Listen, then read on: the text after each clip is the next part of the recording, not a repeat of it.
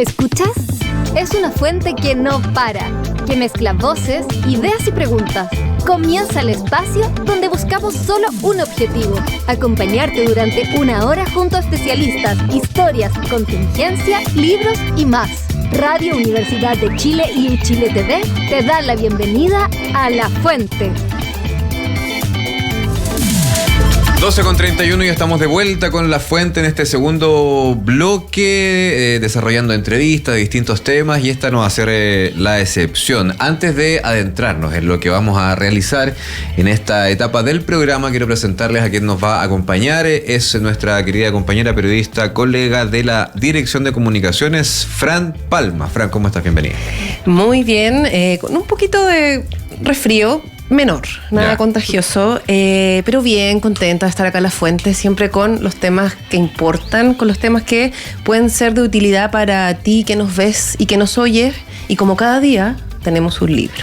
Y no solo uno. Favor, dos ejemplares. Y yo recordaba que estuvimos con Felipe Zambrano acá en La Fuente.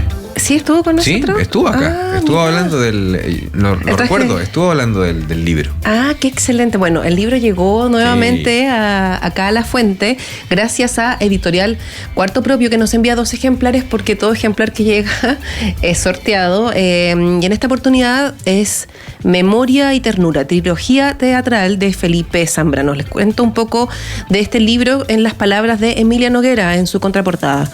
En su trilogía teatral, Felipe Zambrano nos ofrece el desafío escénico de encarnar el dolor de tantos tiempos arrebatados, el anhelo penitente de recuperarlos, la vulnerabilidad de las esperas y la imposibilidad del olvido. Las obras que están en este libro que tú puedes concursar, ya Diego nos va a dar el WhatsApp porque se lo sabe, es El traje del novio, Historia de un amor para un alma vieja y Los aristócratas. Todo esto gracias a Cuarto Propio. Tuve la fortuna de conocer al colega que nos manda los libros el fin de semana, a quien le mando un saludo y agradezco que nos lleguen los ejemplares de sus novedades editoriales.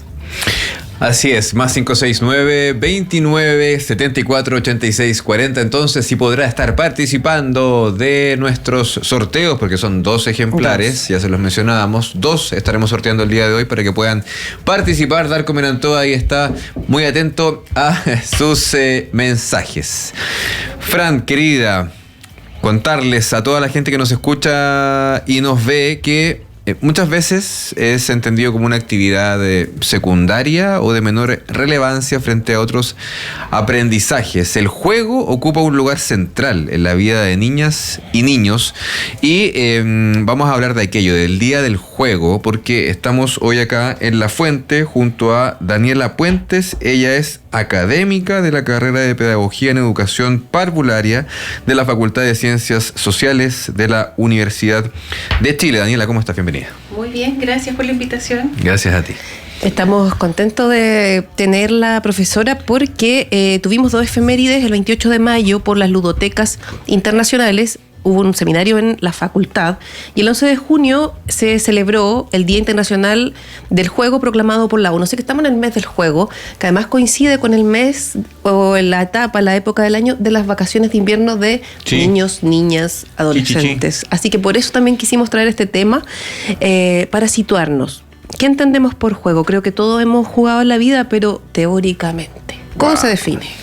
Sí, bueno, hay varias apreciaciones sobre el juego, pero desde un enfoque pedagógico yo diría que el juego es la energía vital de un niño que lo moviliza a interactuar con su entorno. Que muchas veces esa energía vital está siendo colonizada por el mundo adulto. Porque... por ejemplo, hay autores que dicen, Tonucci, que los espacios públicos no están diseñados para las infancias, entonces poco juegan. Ya estamos pensando mucho más en los adultos. Desde ahí también el juego es una herramienta que tiene un valor pedagógico para que las infancias puedan descubrir, realizar hipótesis, desarrollar la curiosidad, la creatividad. Pero lamentablemente el mundo adulto hemos ido colonizando esos espacios. Hoy día muchas infancias están con un montón de actividades extracurriculares en donde dejan de jugar. Y después el mundo adulto dice, ¿por qué los niños no juegan? Sí. Están pegados en pantalla. Pero resulta que estamos viendo muchas veces a las infancias como pequeños adultos con un montón de actividades que no les permiten tener estos espacios de ocio y de juego. Entonces el juego, en definitiva, y en eso hay un acuerdo entre varios autores y muchos investigadores, que es una herramienta para el desarrollo integral de las infancias. Qué buena definición. Sí, a propósito de lo de las pantallas, justo venía yo en el metro viendo la pauta y me encontré con una información de Gran Bretaña que van a eliminar las redes sociales para niños menores de 16 años. Sí. Y me parece genial. Y Chile está mirando eso. Y qué bueno. Y qué bueno, porque estos shots de dopamina están generando niños que juegan menos, como tú bien dices. Sí, sí, efectivamente. O sea, hoy día, el otro día escuchaba un podcast y hablaban de la cocaína digital, que son las pantallas. Sí. Y que permiten tener una persona ensimismada por horas, dejando de estar vinculándose con su entorno. Conversábamos antes de entrar al programa, por ejemplo, hoy día todo lo que está ocurriendo con el cambio de láminas con el álbum, Sí. está generando espacios de sociabilización entre personas, mirarnos las caras. Y que no sucedía hace tiempo. Exacto.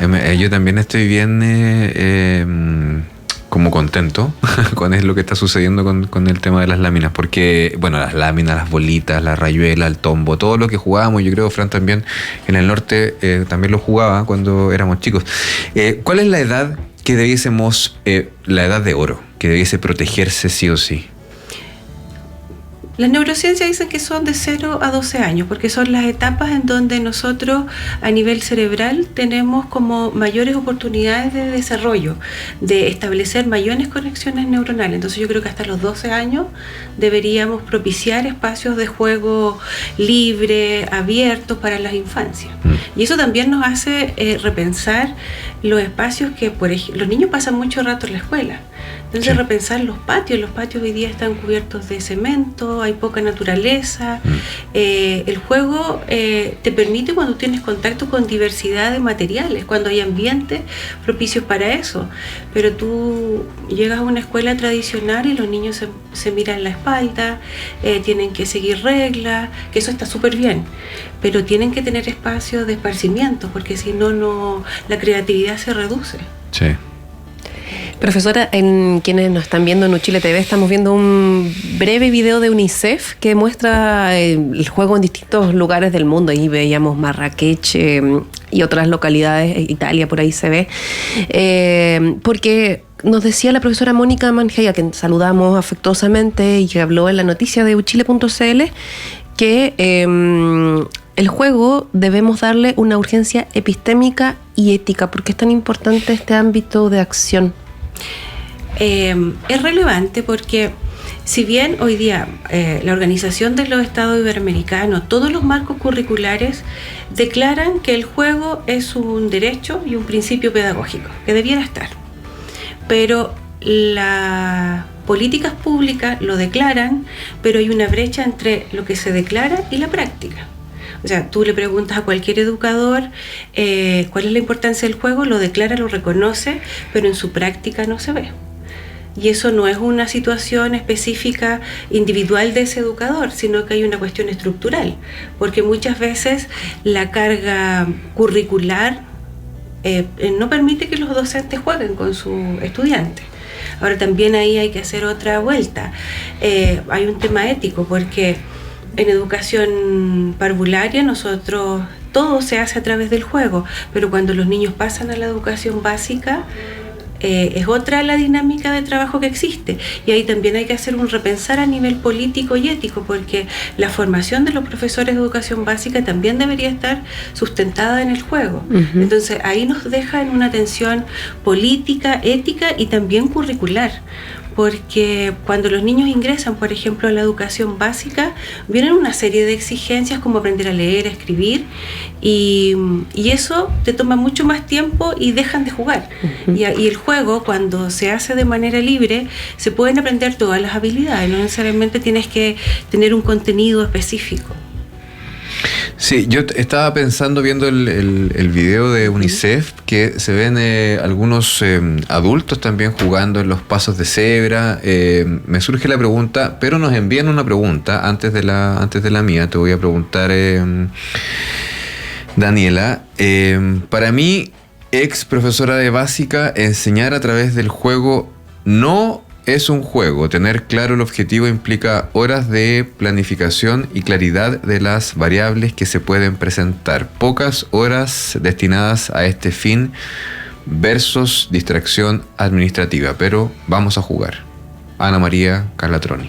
Sí, bueno, ahí es donde hay que cambiar el paradigma de poder planificar con un juego y trabajar los contenidos. Y es lo que se hace en educación parvularia. Y ese es el cambio de paradigma que nosotros hemos ido propiciando a lo largo de la historia de más de 160 años de la educación parvularia en este país. Entonces, de hecho, ahora entiendo que las bases curriculares de educación básica están considerando ciertos elementos. Pero, por ejemplo, perfectamente para transitar a eso se podría pensar en tener ámbitos de acción más transversales que te permitan incluir el juego dentro de las distintas actividades que se realizan, y también que el proceso de la educación básica se aleje un poco también del uso de textos, también en experiencias donde los niños puedan hacer, moldear, mojar, movilizar, generar proyectos, porque muchas veces nosotros criticamos las pantallas, pero los niños en educación básica les muestran un PPT y después tienen que reproducir en un libro, y eso no es juego, eso es escolarización. Y la escolarización hoy día nos está llevando a centrarnos menos en la vida contemplativa. Sin duda. Eso es tremendo.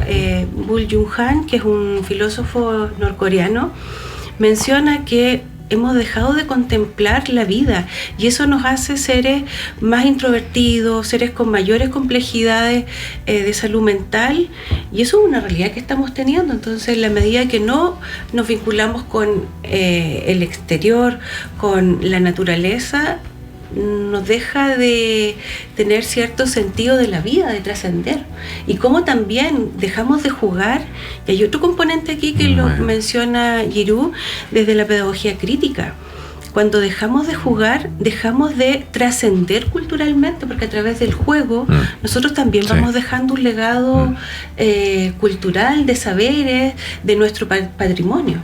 Oye, no puedo estar más de acuerdo, porque te escucho y se me vienen formatos de educación que no quiero mencionar, dar nombres, pero que muchos adultos...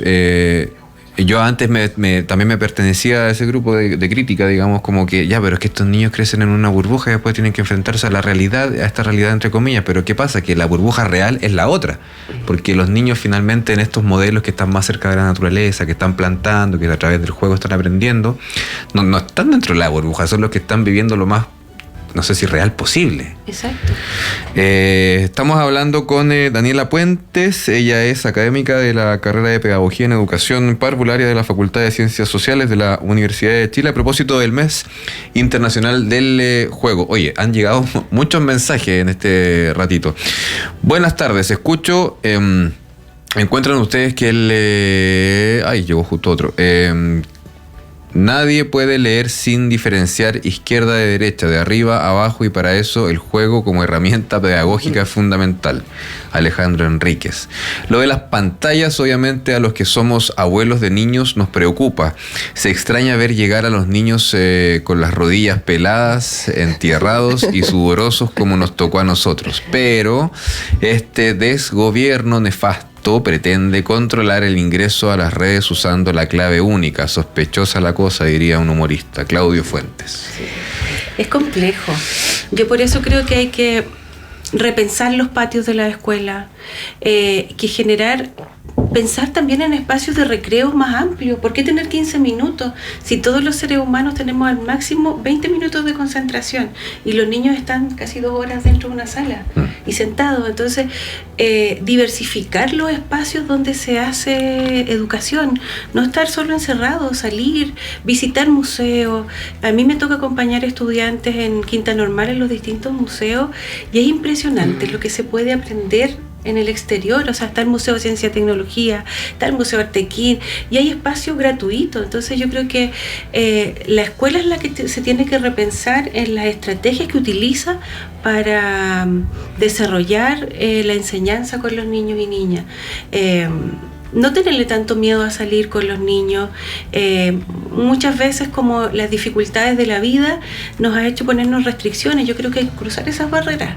En el sur tú puedes ver una educadora saliendo con niños a la nieve porque es parte de su entorno y no se enferman. Entonces acá como que llueve un poco y nos encerramos. Yo que soy del sur, salíamos con botas con los niños. Yo trabajaba en una caleta pescadora y salía con los niños en bote.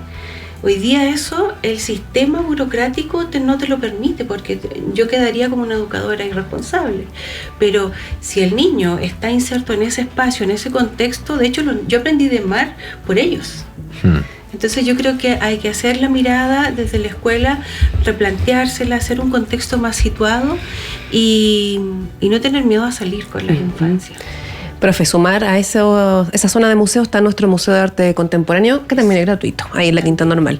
Lo hablábamos antes de entrar a estudio y tiene que ver con esto de salir y compartir a propósito de la coyuntura y del primer bloque, Diego, que es el Mundial. El álbum del Mundial ha generado algo de intercambio, algo lúdico asociado a esto de juntarse a cambiar láminas y cosas por el estilo. Ahí en la Alameda, afuera del Teatro Nacional y del Banco Estado, ahí está pasando algo. ¿Qué pasa con esa práctica como asociada a esta coyuntura? O sea, eso es como recuperar el patrimonio cultural del juego. O sea, antiguamente uno, a través de un álbum, no sé, cuando éramos más chicos, la esquela, los tazos, todo eso era espacio de convivencia, imagínense, a través de esto de cambiar lámina, hay ejercicios transaccionales que te permiten negociar. O sea, hay ejercicios matemáticos, ejercicios de ciudadanía.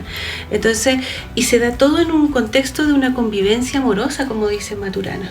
Es volver a mirarnos las caras, que eso lo habíamos dejado de hacer. Entonces yo creo que es recuperar la esencia de lo que somos como sociedad, como seres humanos, que necesitamos vincularnos con otros.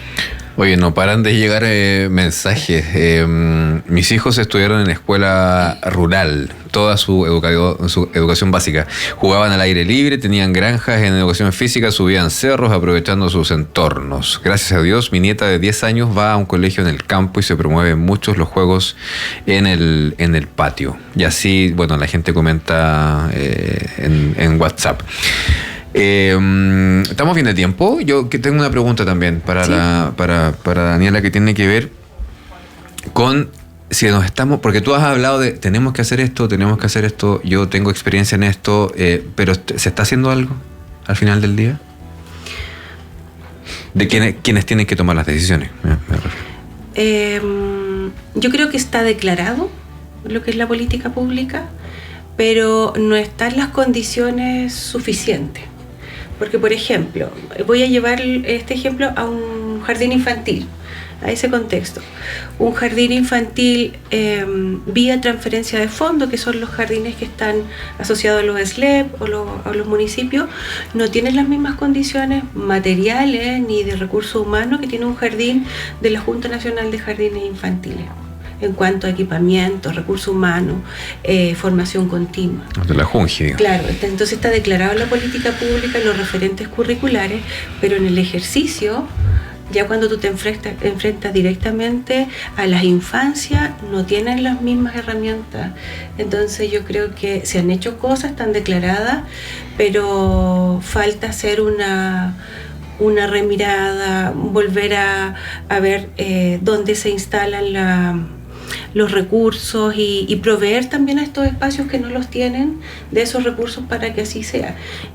Yo me toca recorrer a lo largo de mi vida laboral, he recorrido distintas regiones de cordillera a costa y he visto espacios, por ejemplo, jardines familiares, que son una modalidad no convencional, en donde tienen todos los recursos, pero por ejemplo no tienen un baño con una fosa de agua potable, claro, con alcantarillado, y te estoy hablando de 8 años atrás. Entonces esas desigualdades creo que son las que hay que revisar. para que esto tenga un La cancha impacto. esté pareja.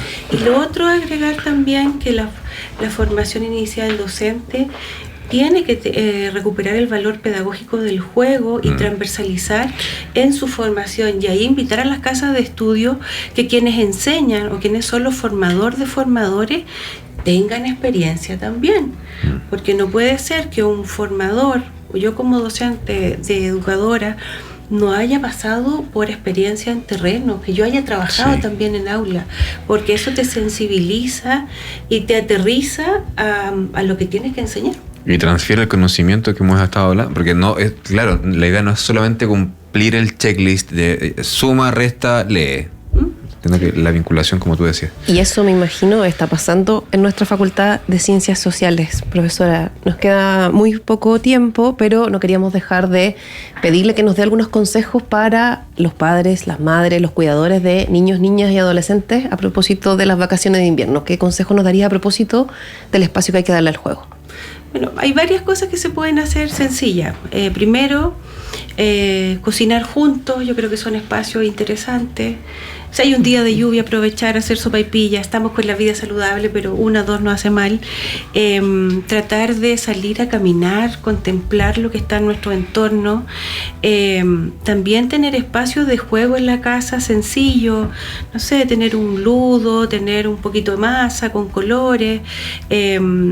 También documentar las cosas que vamos haciendo con los niños, grabarnos, hacer podcast con la familia, después escucharnos y decir, mira lo que estáis pensando, hacernos preguntas difíciles con los niños y también hacer estos minutos de confianza de buena manera en donde ellos nos hagan esas preguntas difíciles. Creo que en este periodo de vacaciones de invierno la invitación es a conversar, a mirarnos las caras y a contemplarnos. Excelentes consejos, me encantaron. Oye, perdón el autobombo, pero me siento muy cerca de lo que ha dicho No, después lo que ha dicho Daniela. Vamos a intercambiar, sí. Eso. Porque precisamente el otro día el Gaelito se hizo unas papitas con mayo en la casa. Solo. Se entusiasmó, 6 años. Se entusiasmó, la picó, todo. Menos la parte de la olla caliente. Gracias, Panchito, gracias, Jaime, gracias, Darko, gracias a Elías, a Augusto, a la gente de la Dirección de Comunicaciones, a la radio y también a nuestro canal. Nos reencontramos mañana en una nueva jornada de La Fuente. Que estén muy bien. Chao, chao. Se nos fue volando el mediodía, pero ya nos encontraremos en una nueva edición de La Fuente.